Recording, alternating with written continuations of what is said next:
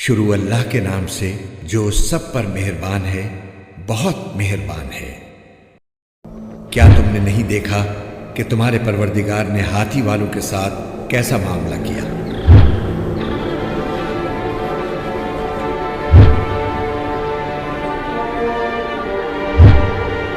क्या उसने उन लोगों की सारी चालें बेकार नहीं कर दी थी?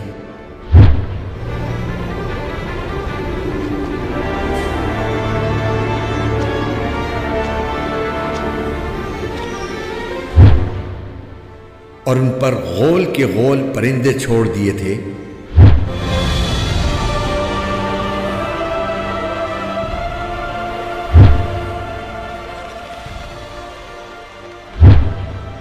जो उन पर पक्की मिट्टी के पत्थर फेंक रहे थे।